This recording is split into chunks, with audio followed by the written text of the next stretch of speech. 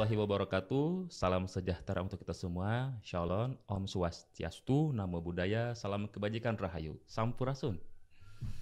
Selamat datang kembali, sahabat budaya, berada di channel kebudayaan dari konten podcast Balai Persatuan Kebudayaan Wilayah 9, Provinsi Jawa Barat, Kemendikbudristek. Dan hari ini spesial, kita akan mengupas sebuah topik yang sangat menarik, yaitu tentang musik yang bertepatan dengan Hari Musik Nasional 9 Maret 2024. Baik, langsung saja saya perkenalkan. Hari ini saya ditemanin oleh sahabat saya, dan mungkin juga di Jawa Barat sudah mengetahui beliau seorang gitaris, seorang seniman, ya, seorang musisi, seorang komposer, seorang pengajar musik juga yang sudah tidak asing lagi. Beliau adalah Pak Wayan. Apa kabar Pak Wayan?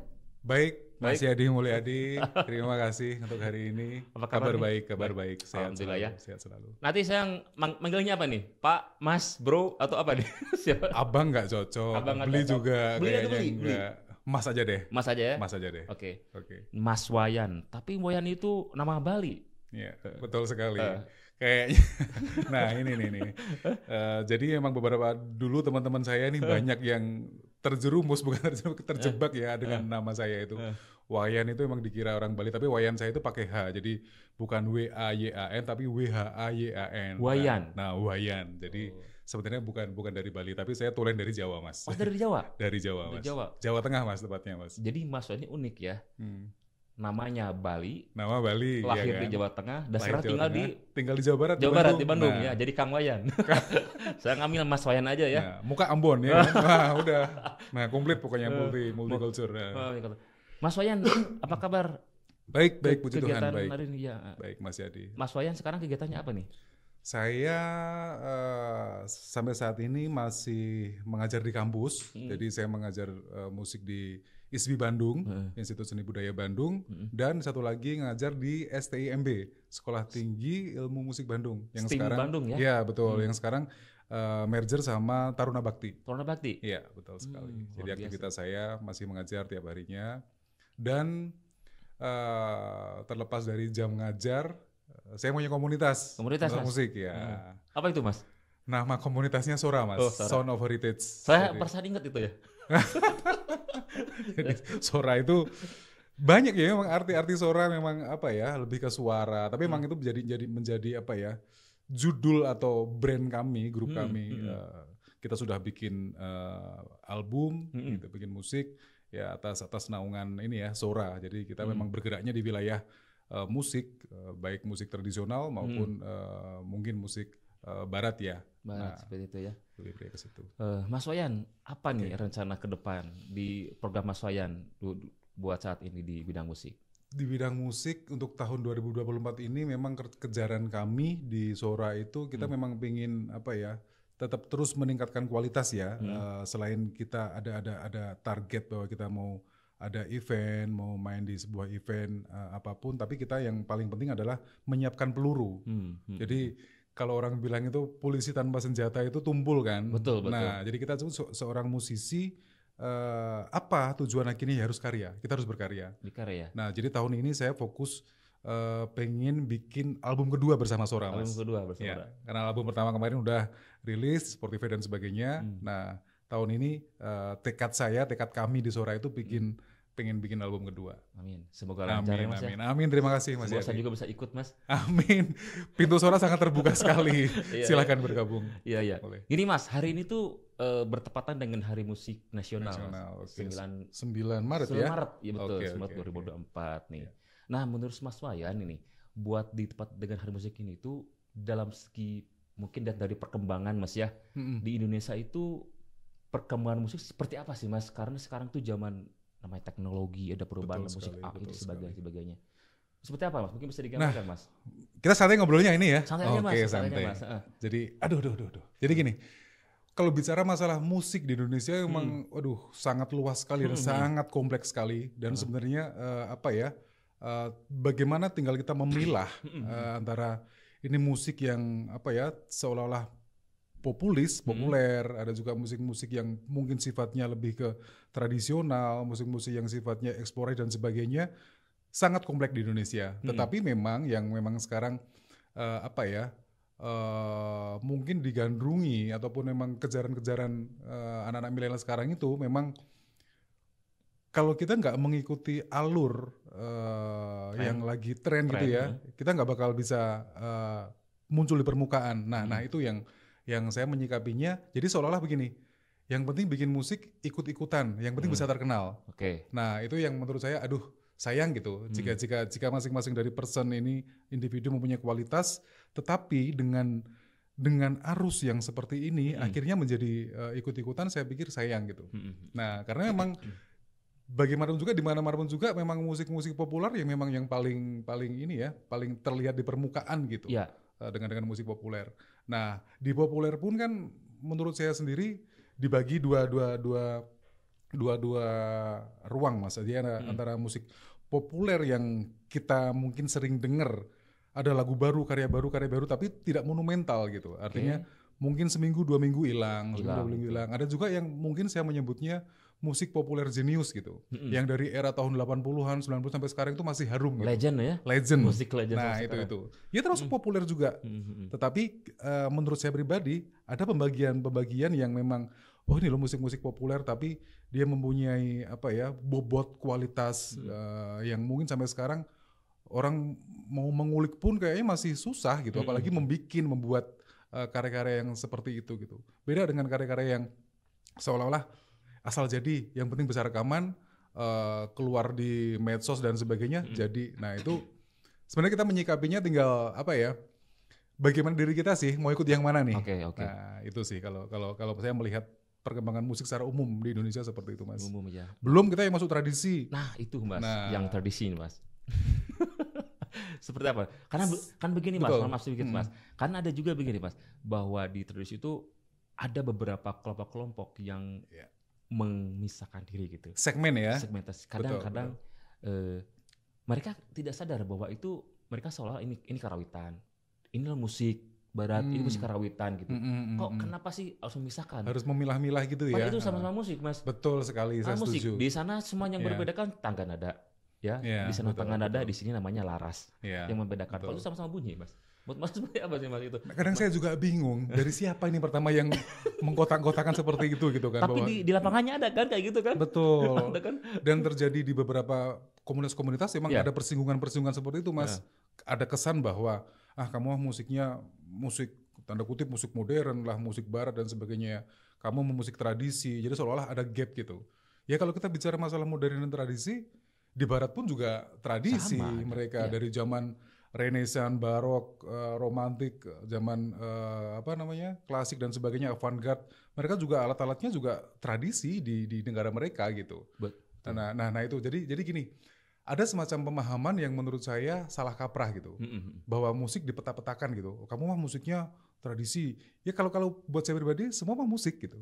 Betul. Apapun yang bernada, apapun yang menjadi sebuah komposisi baik berlatar belakang apapun, ya itulah musik gitu. Bagaimana tinggal kita menikmatinya gitu. Benar. Nah itu bagaimana kita menganalisisnya. Betul, karena gini, Mas, kalau menurut saya, Mas ya, saya boleh berpendapat, jadi masih ada orang musik barat, musik tradisi gitu. Ini kalau dari segi bahasa saja sudah berbeda, Mas, tentunya, Mas. Betul. Ada barat, ada tradisi, apa hubungannya gitu, Mas? Ya paling seperti ini, Mas, yang cocok menurut saya. Ada musik barat, ada musik timur. Itu masih nyambung, Mas. Oke, setuju. Kalau musik tradisi, modern, futuristik, itu satu kelompok gitu. Karena yang namanya tradisi, yang namanya modern saat ini, 50 ke depan tuh akan jadi tradisi juga, Mas. Betul sekali, Mas. Setuju saya, ya kan? Setuju. Sekarang orang kayak ini musik modern zaman sekarang. Pada saat sekarang. Tapi namanya budaya itu setengah abad, 50 tahun minimal, itu akan jadi tradisi, Mas. Akan jadi tradisi nanti di 50 tahun ke depan. Betul. Jadi kenapa selalu membedakan itu mah bukan tradisi, ini mah modern. Bagi saya itu musik loh, Mas. Ya itu mungkin kalau saya bilang mungkin pandangan yang sempit ya, Mas, untuk menyikapi hal seperti itu. Jadi kalau menurut saya, udahlah kita bicara masalah musik, kita bicara secara luas gitu. Betul. Artinya apapun alatnya, apapun medianya, ya itu hanya sebagai media. Bagaimana kita meng-create aja medianya, betul. Bagaimana kita bisa memaksimalkan apa yang ada di depan kita. Konsep berpikir bisa kemanapun. Betul. Mau alatnya, mau alat katakanlah alat tradisi Indonesia atau alat yang dari Barat. Tetapi kalau konsep berpikir kita, misalkan saya mau bikin nuansa-nuansa tradisi lokal, Betul. tetapi media-media yang kita pakai barat, kenapa enggak? Kenapa Dan enggak? sebaliknya gitu. Pola pikir barat, tetapi alat-alatnya tradisional, kenapa enggak? Nah itu kan sebuah kreativitas dalam pemikiran gitu. Oke, saya Jadi, sangat setuju dengan ini. Ya, Itu bisa diterapkan konsep dalam kolaborasi ya. Jadi Betul. kalau menurut Mas Wayan itu bahwa untuk membuat sebuah musik kolaborasi itu tidak hanya dilihat sama medianya saja. ya. Misalkan setuju saya, ada Mas. musik band, ada gamelannya saja. Ya. Melainkan sebuah konsep, sebuah kreativitas, sebuah esensi dari kesenian tersebut itu bisa menjadi kolaborasi juga, Mas ya. Ya. Artinya kolaborasi secara pemikiran, Mas ya. Betul. Seperti itu, Mas ya. Jadi saya sangat setuju sekali, Mas. Betul sekali. Berkolaborasi secara pemikiran, secara esensi itu beda dengan secara visual. Betul. Jadi kalau kita visual nih, misalkan nih, kita buat suatu musik, misalkan kita dituntut untuk musikmu harus kolaborasi loh. Nah, waduh kita bingung nih, kita harus seolah-olah memaksakan harus ada Nyari alat-alat. Bingung nyewa alatnya, belum yang minjem sana sini dan sebagainya. Jadi konsep kolaborasi bukan hanya dilihat dari media. Oke lah, misalkan media memang ada beberapa karakter bunyi yang memang nggak bisa dibunyikan dengan alat-alat tertentu. Kita mungkin karena kebutuhannya itu ya, emang kita harus adakan itu gitu. Tetapi secara umum kalau saya melihat konsep berpikir secara kolaborasi itu bukan hanya media, tetapi apa ya intisari-intisari dari mungkin riset, intisari-intisari apa yang kita dapat dari bentuk-bentuk musik tradisi, apa yang kita dapat dari bentuk-bentuk musik barat, alatnya apapun, mau pakai alat musik barat, mau pakai alat musik lokal kita atau apapun, tetapi konsep berpikirnya yang harus diutamakan. Betul. Oh ini konsep tradisi, kolaborasi dengan konsep musik di lokal, kolaborasi dengan konsep musik barat, gimana nih perpaduannya? Yang bisa kita eksplorasi apa? Nah disitulah terjadi kolaborasi, bukan hanya dilihat dari visual. Jadi kadang malah saya berpikir malah seolah-olah dipaksakan gitu Mas. Kalau ada orang melihat nih, itu mah bukan grup musik kolaborasi karena nggak ada alat tradisinya. Waduh, nah itu sangat menurut saya ya, itu sangat dangkal sekali gitu. Kalau melihatnya dari sisi itu. Misalkan gini Mas, bayangin aja, alat-alatnya misalkan secara visual alat tradisinya ada, alat musik baratnya ada, tapi secara sajian komposisi main musik barat semua. Musik barat semua. Nah apa bedanya kan? Nah padahal bicara masalah musik, ya apa yang kita rasakan, apa yang kita dengar gitu kan. Nah, beda dengan orang menari, seni rupa, bahwa warna kuning ya jelas kita lihat kuning, merah ya merah. Tarian itu ya kalau tangannya bergerak gini, tangannya kurang, yang kanan kurang turun, kurang naik, secara visual kelihatan. Tapi kalau musik sangat luas Mas untuk menjabarkan itu sebenarnya. Benar-benar. Gitu Mas. Jadi beragam sekali ya. Beragam sekali apalagi di kita. Iya, jadi sebuah perbedaan itu bukan untuk disandingkan, tetapi keberagaman adalah sebuah kekayaan Mas. Betul, dan setuju bermusik saya. Ya, betul. Seperti itu. Nah Mas secara umum nih Mas, kualitas musik di Indonesia itu seperti apa Mas untuk kancah global sekarang Mas? Nah ini, wah saya jujur mengakui anak-anak sekarang memang keren-keren Mas. Keren-keren Mas ya. Apa ya, karena fasilitas untuk belajarnya banyak banget. Beda mungkin zaman kita dulu. Zaman kita Mas ya. Kita dulu itu, harus berlatih di bawah pohon gitu Mas. Nah gitu Mas, buka internet aja dulu bisa syukur-syukur bisa ini kan. Ngerental Mas. Fasilitas rental. Sekarang kan semua HP ada fasilitas dan sebagainya. Jadi untuk menimba pembelajaran keilmuan sekarang memang fasilitasnya banyak dari YouTube, apapun yang kita ketik pasti keluar gitu. Zaman AI apa sekarang Mas ya? Iya, apalagi zaman sekarang. Zaman AI sekarang. Kita merintah apa langsung semenit jadi gitu kan. Apa ya? Nah, cuman ada beberapa kekurangan memang dari sisi itu. Artinya pengasahan proses pada diri sendiri itu pasti humanis Mas ya. Humanis betul. Sisi eksplorasi diri manusianya tuh nggak ada. Serba robot semuanya, digital. Robot semuanya ya. Nah kalau ngebahas masalah kualitas, sebenarnya gini ya, kita juga nggak bisa mengesampingkan, artinya nggak bisa melihat bahwa karya A, B, C dan sebagainya itu jelek, bagus dan sebagainya, itu relatif ya, betul. Artinya.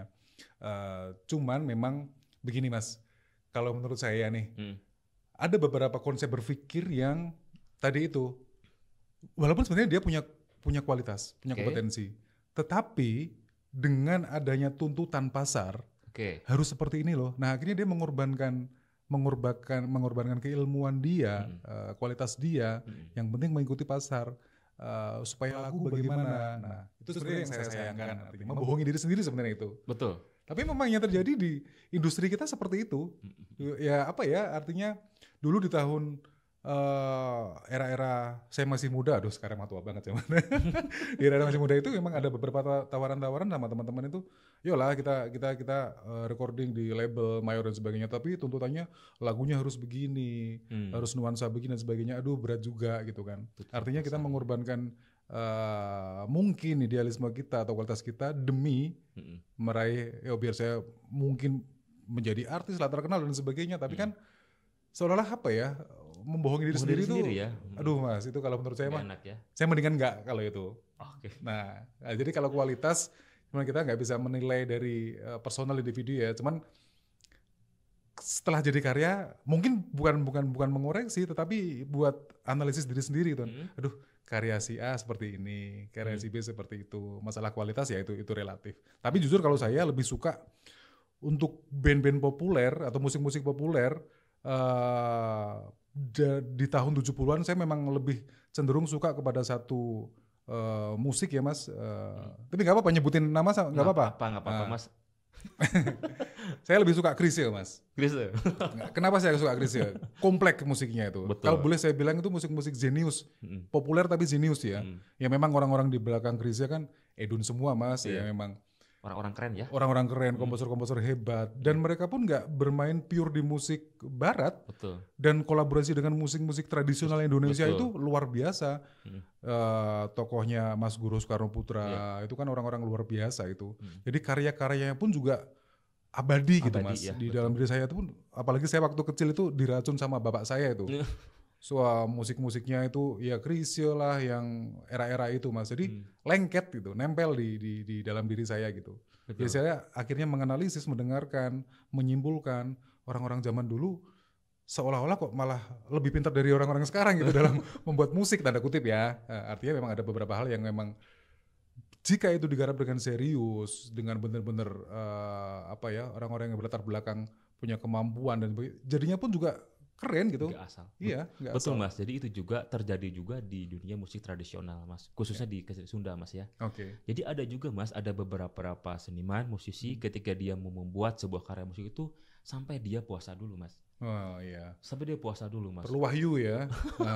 Iya. Jadi lagu itu benar-benar dalam gitu mas. Banyak filosofinya ketika dari pembuatan rumpakannya atau liriknya, membuat sebuah ornamen musiknya, gendingnya, gamelan musik itunya. Mereka sampai ada kayak gitu. Ketika saya sudah mengobrol dengan musisi tertentu, abah mah dulu bikinnya gini gitu ya.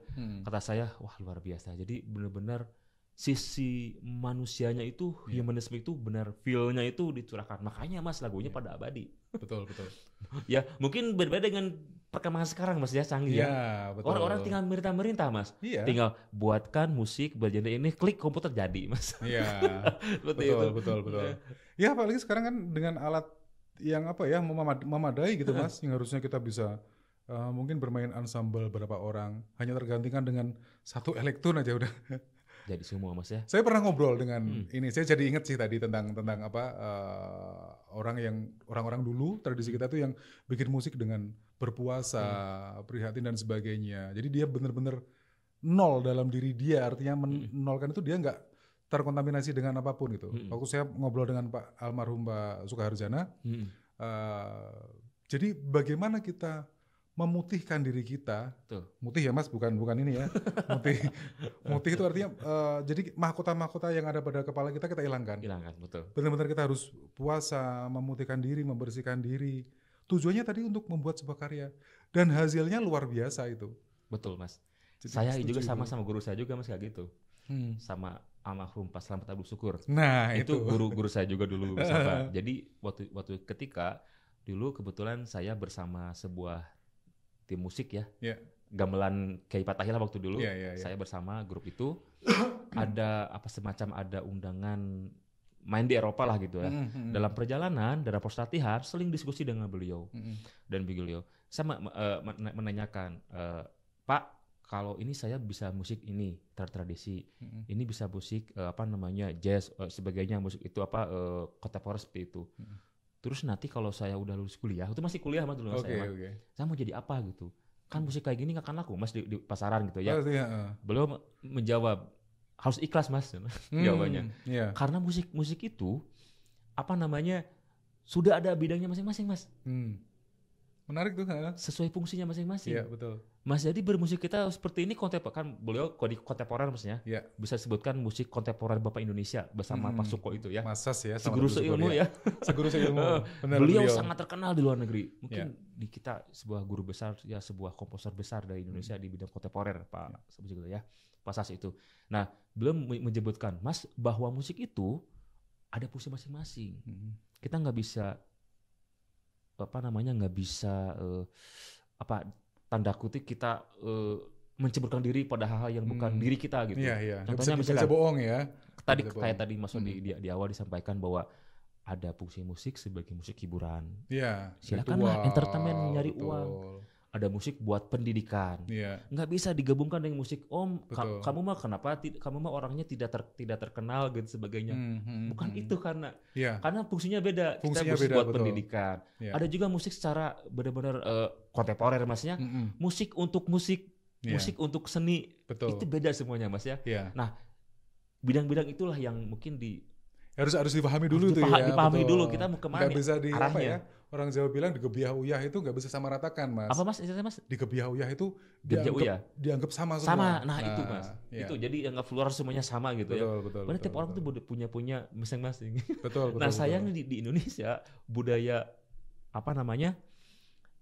hedonisme, budaya entertainment dan kebutuhan angka itu seolah yang keren gitu. Padahal musik tradisi kita jauh lebih keren Mas. Betul sekali. Iya. Jauh lebih keren Mas. Iya betul sekali Mas. Kita punya beragam kan, maksudnya ribuan mungkin ya musik-musik tradisi kita itu. Nah itu yang menurut saya tugas kita. Karena gini, mindset orang, terutama di kita ya, bahwa tradisi itu seolah-olah apaan sih tradisi betul. gitu kan. Nah bagaimana? Cuman ada beberapa hal juga Mas yang artinya orang-orang mungkin sepengalaman saya. Ada beberapa orang yang pakem, yang merasa bahwa kok musik tradisional dibikin seperti itu. Nah balik lagi kita bicara masalah konteksnya buat apa nih? Buat apa nih? Fungsinya kan? Betul, fungsinya secara fungsi buat apa.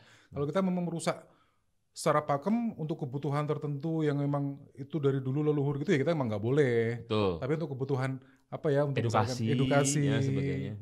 Sebenarnya menurut saya oke-oke aja. Makanya. Dan kita sangat kaya sebenarnya Indonesia itu. Betul Mas. Bagaimana menyikapinya aja sih? Betul Mas. Oke, nah Mas, ini terjadi pada kita ganti topik nih ya. Siap. Ini dalam perkembangan sekarang di film musik sekarang itu banyak anak-anak muda, anak-anak yang seolah dia itu sangat bangga, sangat keren, padahal itu bukan karyanya dia gitu Mas. Oh pengkaryaan ya, tentang pengkaryaan ya. Jadi menurut saya ya mungkin apakah bisa dikatakan bahwa zaman sekarang itu minim kreator kah atau seperti itu atau seperti apa Mas? Mungkin Mas Wayan punya pandangan sendiri masalah di sini Mas. Betul Mas. Jadi gini, kreator itu sudah dipastikan dia sebagai musisi. Tapi musisi belum tentu bisa sebagai kreator. Atau gini Mas, apa bedanya Mas tadi antara arranger dengan komposer itu Mas? Oke. Nyambung juga mungkin ya dengan barusan ya. Bisa jadi. Nah, arranger dan komposer. Jadi gini, sering mungkin saya diskusi bersama teman-teman gitu kan. Jadi kalau komposer, emang dia mempunyai bahan musikal, ini bicara konteks musik ya. Komposer, mengompos, menyusun artinya. Membuat jika kita melihat sebuah bangunan rumah, kita akan tahu, nanti masang genting, masang jendela, memasang terasnya seperti apa. Bahan-bahannya materialnya apa? Batu bata, semen, dan sebagainya. Jadi kita harus siap dengan segalanya. Skillnya udah siap. Tinggal bagaimana kita menyusun. Dari nol pisan itu. Belum ada sama sekali. Nah, tinggal pemikiran komposer adalah bagaimana nih material-material ini bisa menjadi sebuah komposisi gitu. Bagaimana ilmu kita bisa diterapkan di situ. Bagaimana cara menyusun, bagaimana cara menaruh mungkin filler dan sebagainya. Strukturnya mau seperti apa? Apakah jendela itu mau dipasang menghadap ke atas? Apakah pintunya mau dibikin miring? Atau halaman depannya dikosongin diganti ke belakang? Misalnya, ini hanya sebuah rancangan ya. Nah, itu komposer. Jadi membuat sebuah karya musik benar-benar berangkat dari nol. Nah, dia menciptakan dari nol. Yang menciptakan dari nol. Nah, itu komposer. Makanya tadi saya bilang menjadi seorang komposer itu memang dikatakan gampang-gampang, susah-susah gitu. Tergantung capaiannya kan. Oke. Nah, kalau sekedar hanya membuat ya musik-musik yang mungkin tanda kutip maaf tapi asal mungkin ya jerang-jerang jadi, apakah sudah bisa disebut komposer? Bisa. Nah, tetapi kan balik lagi nanti masyarakat atau orang lain yang menilai bagaimana hasil komposisi kita. Oke. Nah, itulah peran tugas komposer ya. Beda dengan arranger Mas. Arranger beda ya. Memang betul sekali, banyak beberapa kawan-kawan itu yang belum bisa membedakan antara komposer dan arranger. Betul sekali. Jadi kalau arranger, dia tugasnya merange ulang, menata ulang materi yang sudah ada sebelumnya. Kalau bicara masalah lagu, arranger lagu itu, arranger komposisi musik, ini materinya udah ada lagunya nih. Tinggal lagu ini mau digimanain lagi, disusun ulang lagi, atau di-create ulang lagi, dipoles lah Mas, istilahnya dipoles lagi. Bahan mentahnya udah ada loh ini. Tinggal bukan mentah lagi, udah jadi, bahan udah jadi, bangunan udah jadi. Mau direnovasi apa nih? Kalau tadi saya analogikan rumah, ini rumah yang standar, atap belum bertingkat nih, masih biasa, pintunya di depan ada jendela 2. Coba diganti deh, pintunya depan ditutup misalkan, diganti samping, ditingkat lagi, warna catnya dari putih berubah jadi kuning atau abu. Nah, itulah arranger. Jadi perbedaan utamanya adalah kalau komposer menciptakan dari nol yang belum ada, tapi kalau arranger barang udah jadi nih, aransemen maksudnya barang udah jadi, mau di gimana lagi supaya mempunyai kesan yang beda gitu dari lagu aslinya. Oke, jadi Itu, Mas. bahwa seorang komposer itu udah jelas pasti dia itu bisa jadi arranger. Ya, tapi kalau betul. arranger belum tentu bahwa dia bisa jadi komposer. Gitu mungkin Mas ya. Setuju Mas. Ya. Oke Mas, nah oke. Kita berubah ke yang lain. Nih Mas, bagaimana nih Mas buat perkembangan sekarang bahwa untuk menghidupkan ya ekosistem musik di masyarakat kita yang ya tentunya sekarang orang-orang itu sudah tanda kutip dengan adanya teknologi ini mengarah kepada individualisme Mas. Ya, betul. Dia bekerja dengan kesendirian. Akhirnya sisi-sisi manusianya sosialnya hilang Mas. Nah, menurut Mas, bagaimana solusinya Mas? Misalkan apakah harus membangun sebuah grup atau komunitas atau apa gitu sehingga ya kita sebagai manusia yang normal gitu Mas. Seperti itu Mas. Bagaimana Mas Wayan Mas? Kalau menurut saya kalau kita bicara belak-belakan masalah, sebenarnya ujung pangkalnya ini masalah ini Mas, kalau menurut saya ya. Ujung pangkalnya membangun sebuah komunitas ini memang yang belum jelas sampai saat ini, kebanyakan rata-rata mau kemana nih komunitas. Arahnya ke situ. Yang kedua, tuntutan masalah dapur. Nah itu jujur-jujuran aja tuh. Misalnya tuh kadang-kadang begini. Mau bikin apa sih kalau kita nggak ada hal yang paten untuk urusan masalah dapur gitu kan. Apalagi buru-buru berpikir masalah itu, dapur aja masih susah gitu. Mungkin kalau kita bandingkan dengan negara-negara maju ya, mereka secara dapur kuat, jadi mereka mau bikin apapun, mau merangkul komunitas apapun pasti jadi gitu. Nah di kita kadang terbenturnya masalah itu. Tetapi kalau menurut saya membangun sebuah komunitas itu penting. Artinya gini Mas, kita nggak tahu yang namanya jalan seseorang atau jalan yang mau kita tempuh itu, kalau kita ketemu sebanyak mungkin komunitas, kita butuh jejaring, kita butuh link, entah kita mau mendapatkan atau kita yang membagi link. Itu yang paling penting adalah bagaimana kita mendapatkan link, jejaring, atau membuat komunitas itu. Begini, menurut saya salut dengan anak-anak metal, terutama di Bandung tuh, gede Mas, gede pisan. Di Bandung ya besar ya? Di Bandung gede pisan anak-anak metal underground itu ya? Underground dan sebagainya itu. Metal, ya? Jadi mereka membuat pasar sendiri. Jadi semacam pasar sendiri, mereka dari menjual merchandise, bikin pertunjukan. Indie ya, indie musik yang disebut sebagai indie itu berhasil karena mereka menciptakan sendiri dan komunitasnya gede pisan. Besar ya. Nah, setelah itu mereka merangkul komunitas yang ada di luar Jawa Barat, di luar Bandung, Surabaya, Kalimantan dan sebagainya, dan mereka sangat kuat ya? Ngebangun komunitas itu karena memang di dalamnya memang mungkin ya mereka punya visi misi yang memang mungkin lah katakanlah kekeluargaan dan sebagainya. Tetapi hasilnya memang bisa dilihat sekarang itu, mereka sangat kuat gitu. Jika ada sebuah pertunjukan metal, wah Mas, ribuan yang nonton Mas. Betul ya. Dan itu pun artinya apa? Perputaran uang di situ buat mereka sendiri ya. Nah, buat mereka sendiri. Jadi mereka bisa menghidupi mereka sendiri. Nah itu yang Artinya ekosistemnya memang jalan. harus Mas. dibangun, ekosistemnya harus dibangun. Harus dibangun ya. Betul. Memang yang udah jalan di kita kan komunitas kebanyakan komunitas musik-musik istilahnya apa Mas? Kalau top 40-an itu kan populer, itu kan banyak kan. Nah kalau saya melihat di tingkat lokal terutama tradisi ya, sebenarnya banyak Mas. Banyak sebenarnya Mas. Cuman ya itu ada kesan di kita itu. Tapi sebenarnya nggak hanya tradisi sih, di musik populer pun juga ada kesan yang seolah-olah saling sikut. Oke. Nah di komunitas satu dengan yang lain, nah sebenarnya itu bagaimana sih memupuk atau menyingkirkan pagar itu gitu Mas, supaya komunitas satu dengan yang lain itu ada kesalingan, atau mungkin bisa menciptakan sebuah wadah gitu. Ya. Yuk merangkul komunitas. Saya pikir itu sebuah solusi yang menurut saya juga bagus juga gitu. Oke Mas. Terus begini juga Mas.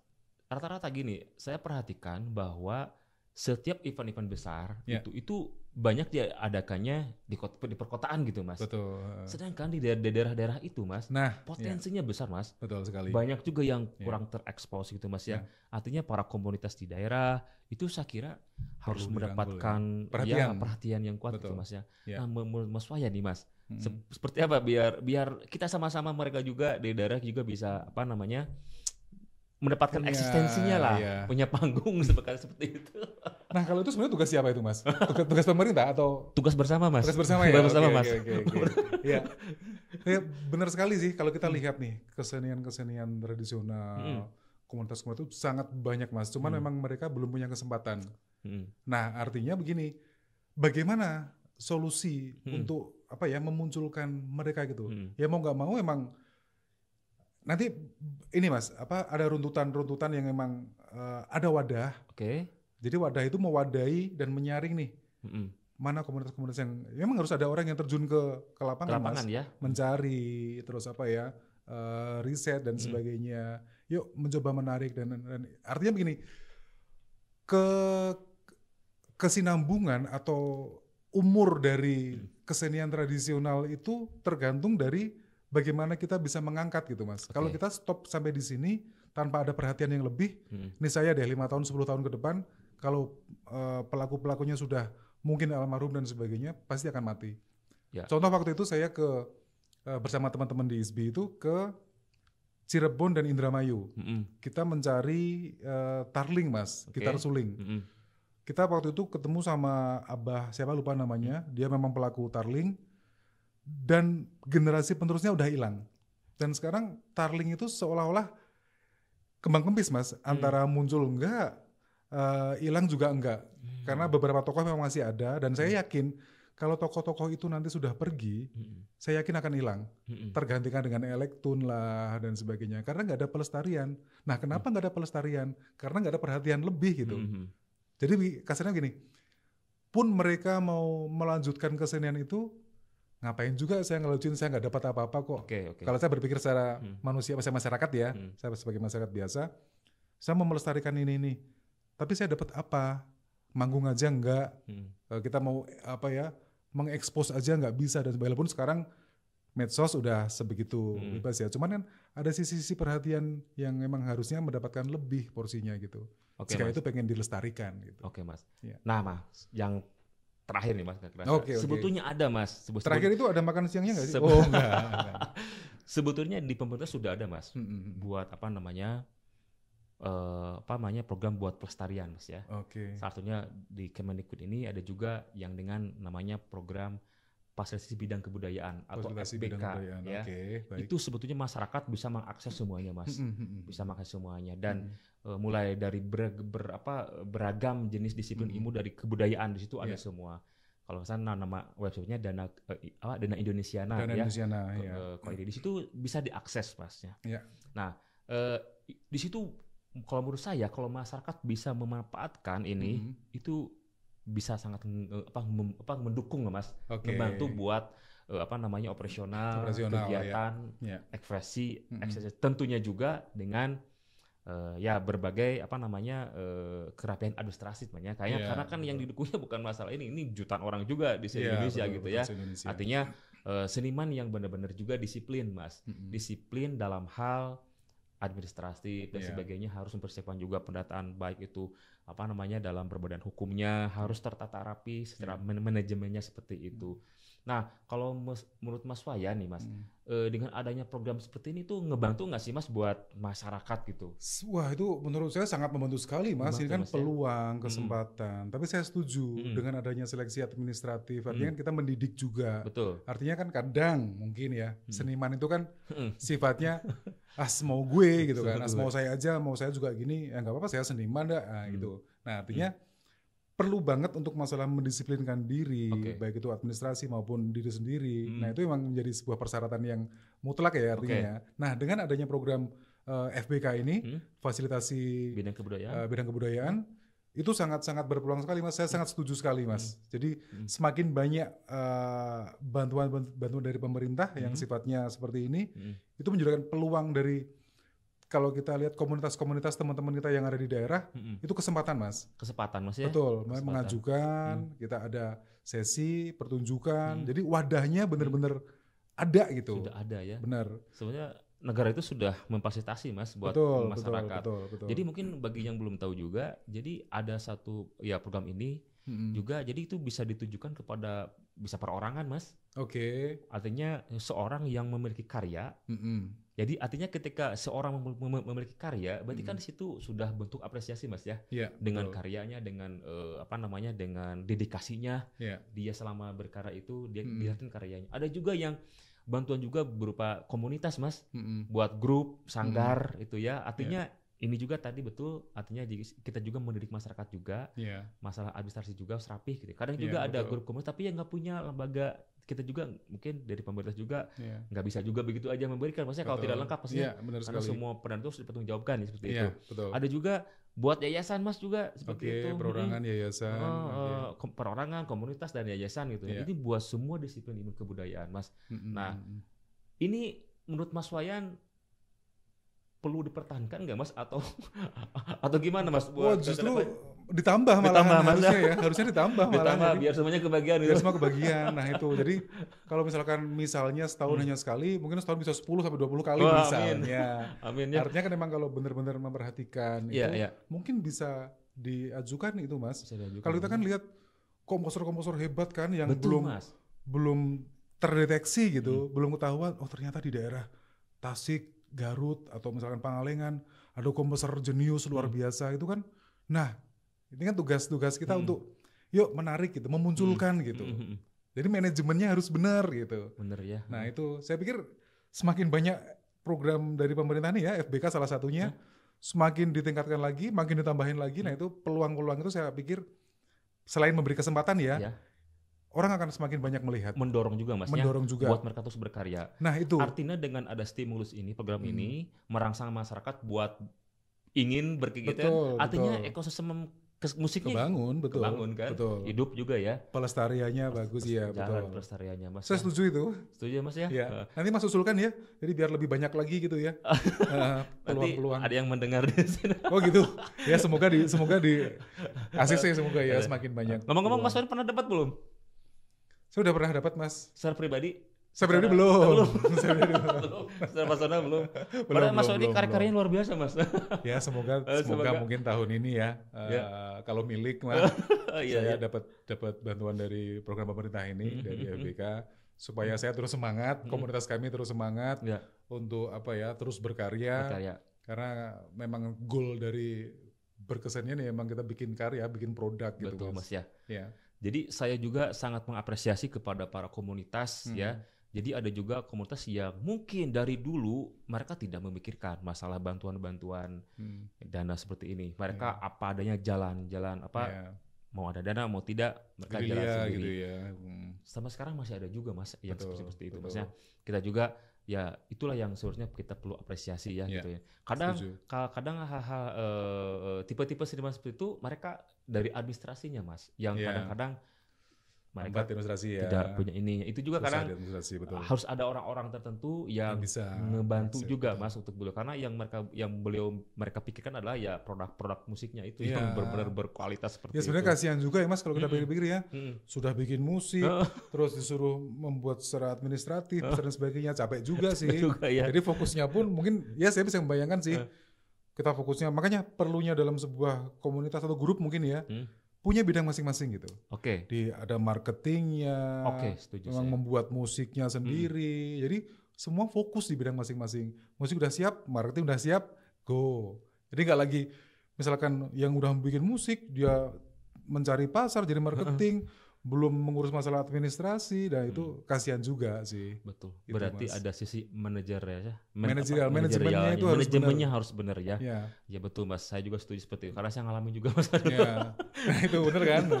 Kalau Sama bicara dulu. masalah apa ya musik ya kita percaya sama kawan-kawan kita lah. Oke. Pasti keren-keren kok. Keren-keren Mas ya. Musik-musik mereka, dan saya komposer-komposer hebat memang di Hebat kita kan. ya. Cuman ya itu Mas, masalah bagaimana ini bisa dijual, tanda kutip ya. Bagaimana itu bisa dipasarkan. Kesempatan juga ada Kesempatannya buat seperti muncul apa. ya.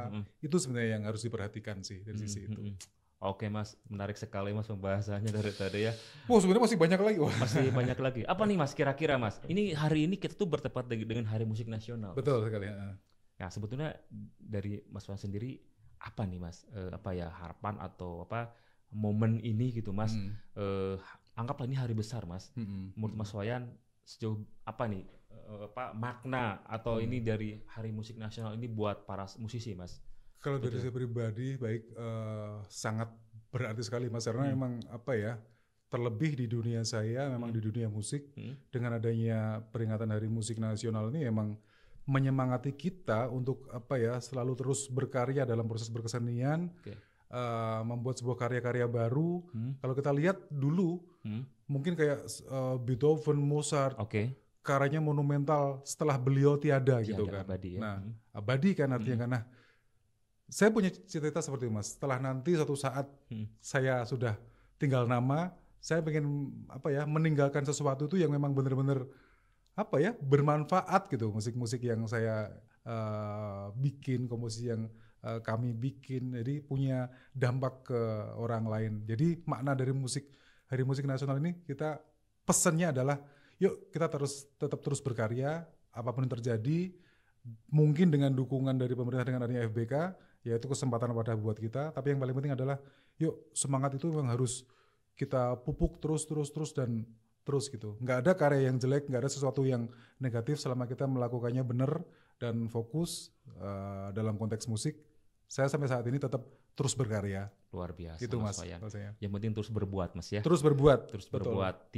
Tidak berbicara masalah kualitas itu dengan sendirinya akan menjadi kualitas yang baik Mas, seperti itu ya. Betul. Mas Wayan. Ya. Dari tadi kita ngomong musik terus nih. Terus ngobrol apa ini Mas? Kira-kira Mas Wayan, pertanyaan terakhir nih Mas. Musik, definisi musik menurut pribadi Mas Wayan apa sih Mas? Banyak yang saya dengar dan banyak yang saya baca bahwa musik adalah bla bla bla, harmoni yang enak, sesuatu yang dikira dan sebagainya. Kalau saya pribadi, musik adalah masalah rasa di hati Mas. Musik masalah rasa di hati. Udah. Luar biasa. Bikin tepuk tangan. Simple, tapi saya itu apa ya? Ya itulah yang keluar dari pemikiran saya, musik adalah rasa. Musik adalah rasa ya. Jika itu tersampaikan ya syukur sampai sih. Bicara masalah rasa. Iya. Baik Mas Wayan, tidak terasa kita sudah lama juga ngobrol deh ya dengan waktunya. Hampir lumayan juga Mas kita. Satu jam ya. Baik pemirsa, demikian percakapan yang sangat menarik dengan Pak Wayan. Menarik juga sama Pak Yadi nih. Seru. Dengan Mas Wayan. Tadi kita berbicara musik, namun waktu kita yang membatasi, sebetulnya masih banyak ya. Kita kalau ngobrol bisa sehari juga bisa. Wah, apalagi ngobrol tambah ya. 9 sama kopi ya. Wah, udah semalaman luar kita biasa ngobrol. Ya. Nanti pas puasa lah kita terusin. Ya, tuh, jangan Mas. Oh, jangan ya. Malam boleh. Oke, siap. Malam boleh. Beres-terawih. Ya, jadi demikian saudara sahabat budaya channel BPK 9 hari ini telah ngebahas tentang musik tadi, bahwa tadi yang bisa saya tangkap ya, kesimpulkan bahwa musik adalah sesuatu yang bisa membuat kita menjadi bahagia ya. musik mengajar kita masalah kejujuran ya.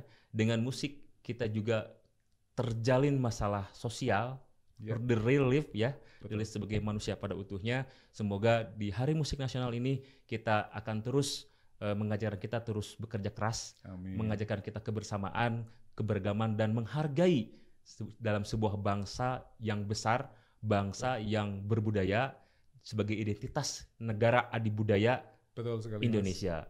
Demikian yang dapat saya sampaikan.